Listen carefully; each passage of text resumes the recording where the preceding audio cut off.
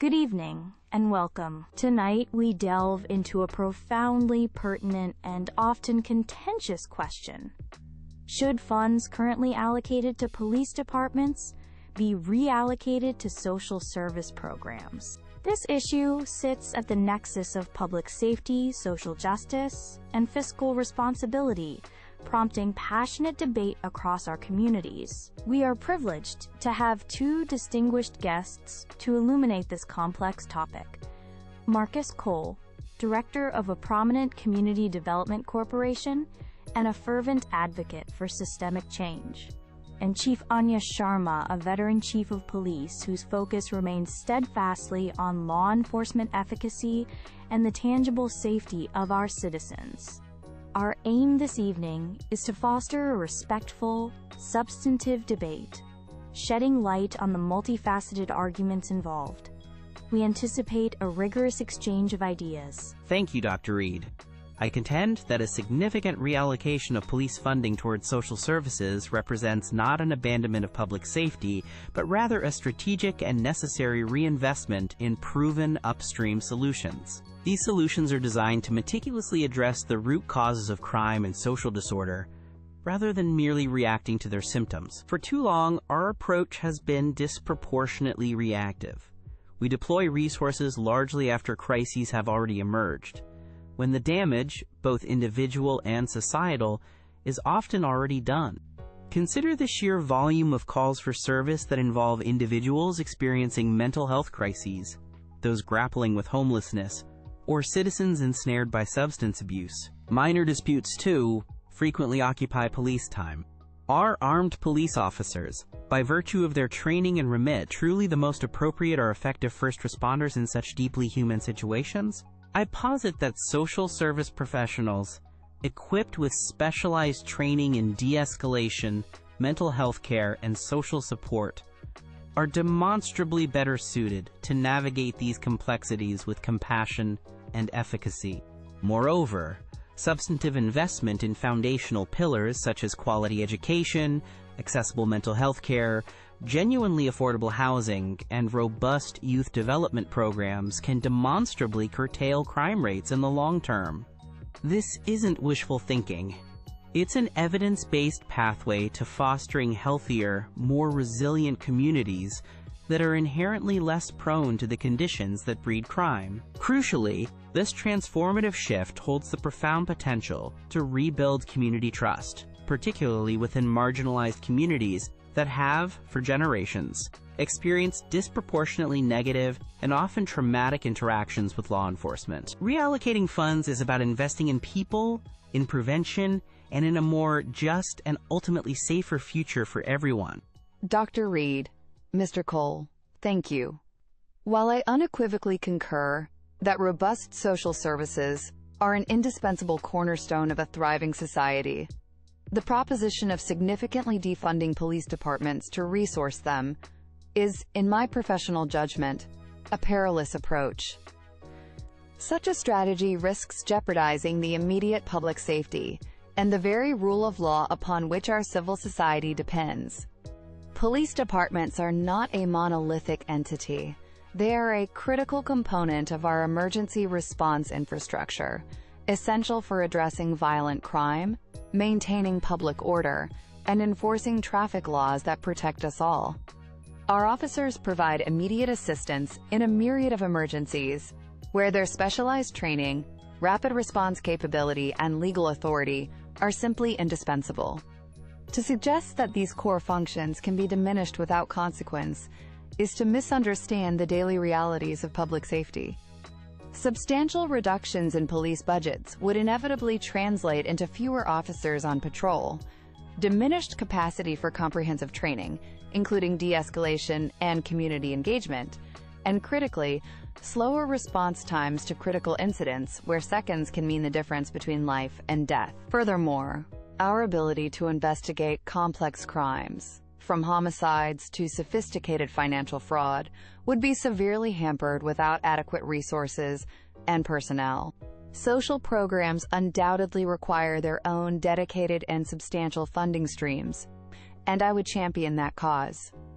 However, They should not be positioned in an adversarial, either-or relationship with law enforcement budgets. This creates a false dichotomy. We must also acknowledge the significant, often under-acknowledged, community policing initiatives and internal reforms. Many departments, including my own, are already diligently undertaking to improve relations and enhance our effectiveness in serving all members of our community. These efforts require investment, not divestment, to succeed and expand. Chief Sharma raises understandable concerns regarding immediate safety, but I must clarify. The call for reallocation is not a call for the wholesale elimination of police presence or capacity.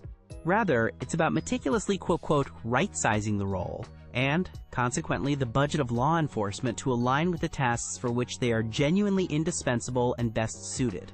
The notion that social services are currently ill-equipped to handle an expanded role overlooks the potential of a phased reallocation. This approach allows for deliberate capacity building, for the methodical development of infrastructure. Pilot programs, strategically implemented and rigorously evaluated, can demonstrate the efficacy of alternative response models before wider adoption, mitigating any perceived risks.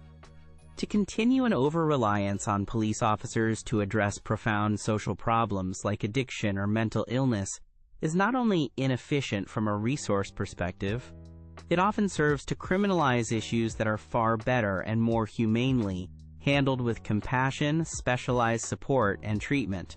While I acknowledge and appreciate the reform efforts Chief Sharma mentioned, these internal adjustments, however well-intentioned, often fall short of addressing the fundamental, systemic issue: the misallocation of vast public resources towards a reactive enforcement model instead of proactive, community-based prevention and support. True sustainable safety stems from addressing the underlying conditions, not just policing the outcomes. Mr. Cole speaks of right-sizing, but the practicalities of determining who responds in unpredictable crises are immensely challenging. An error in judgment could be catastrophic. Who makes that critical call when information is incomplete and stakes are high? I also worry about the timeline for social services to effectively scale up. Are we prepared for a potential interim gap in public safety, leaving vulnerable citizens at risk? It's crucial to remember that officers receive extensive de-escalation training and often manage incidents with mental health components, frequently in partnership with social services already. These collaborations supplement, not supplant, core policing. The defunding narrative itself damages morale and recruitment, regardless of policy nuances undermining dedicated officers. Mr. Cole, you advocate for a significant shift in resources. Chief Sharma has raised valid concerns about the capacity of social services to absorb these new roles effectively and immediately. Could you elaborate on a practical, phased approach that mitigates risks during such a transition, particularly concerning crisis response, where police are currently the default? Dr. Reed, a practical approach involves data-driven pilot programs in specific precincts, allowing protocol refinement and outcome measurement. Simultaneously, we'd invest in training specialized civilian crisis teams, perhaps initially using co-responder models with officers for safety and knowledge transfer. This phased implementation, with transparent evaluation, allows adaptive scaling, ensuring social services build capacity before full responsibility, minimizing transitional risks. Chief Sharma, Mr. Cole suggests many police calls are outside traditional law enforcement. If responsibilities were transitioned to well-funded social teams, how might your officers better focus on their core mission of investigating serious crimes and ensuring rapid response? Theoretically, Dr. Reed, if nonviolent calls were safely diverted to competent alternative responders, it could free officer time for proactive policing and complex investigations.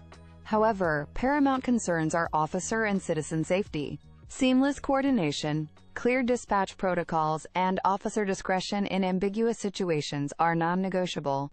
The question of who makes the critical call in a dynamic crisis remains pivotal and complex. Mr. Cole, A significant concern for the public is the potential for an increase in crime if police presence or capacity is perceived to be reduced. How do you address the understandable fear that reallocating funds, even to preventative services, might create a short-term vacuum that criminals could exploit? That fear overlooks how targeted community investment in social infrastructure and mental health can yield rapid local improvements, reducing criminogenic factors. Reallocation means smarter, focused police deployment on tasks requiring their unique authority, not an absence of police. True safety stems from resilient, equitable communities with opportunities, not just enforcement. Fear of crime can be amplified. We must focus on genuine well-being. Chief Sharma, proponents cite systemic inequity in policing. Beyond budget, what internal reforms and accountability measures are most critical for building trust, and how can these be tangibly demonstrated? Building trust is paramount. Critical reforms include rigorous de-escalation and implicit bias training for all officers, plus robust, transparent internal affairs and body-worn cameras for accountability. Genuine community advisory boards with a real voice in policy are also vital for demonstrating commitment.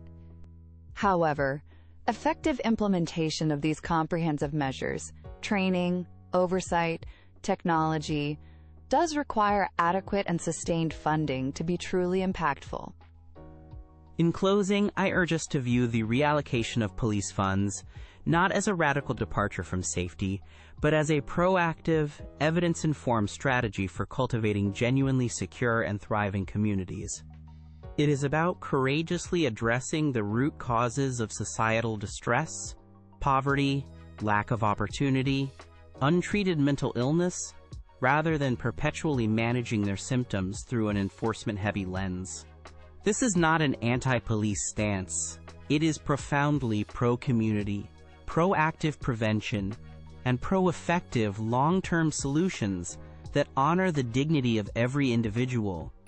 Imagine a future where our communities are so well-resourced with support systems, educational opportunities, and mental health services that the issues currently straining police resources naturally diminish. That future is attainable if we choose to invest wisely in the well-being of our people, fostering a society where safety is an organic outcome of justice and equity. To conclude, while the imperative for robust and accessible social programs is undeniable and one I personally support, we must not lose sight of a fundamental truth. Public safety necessitates a well-resourced, highly trained, and readily available police force. The men and women in law enforcement are often the only ones equipped and legally empowered to intervene in moments of acute crisis, violence, and disorder. I caution strongly against dismantling or significantly eroding proven systems of public safety without absolutely guaranteed, equally effective, and fully operational alternatives already firmly in place across all communities. The stakes are simply too high for experimentation that might inadvertently create vacuums of protection. The call should be for a balanced, collaborative approach. Let us work to adequately fund both vital social services and essential law enforcement. Fostering collaboration, rather than competition for resources, is key. Recognizing the unwavering dedication of officers who commit their lives to public service and safety every single day. My sincere thanks to both Marcus Cole and Chief Anya Sharma for their insightful, articulate, and robust contributions to this exceptionally vital discussion this evening. Their perspectives have clearly delineated the central tension, the compelling call for innovative, community-centric approaches to societal well-being versus the undeniable imperative of maintaining established and effective public safety structures. This is a complex calculus with profound implications for every citizen. I encourage our audience to reflect deeply on the multifaceted arguments presented and to engage thoughtfully with this critical issue as it unfolds within their own communities. Thank you for joining us.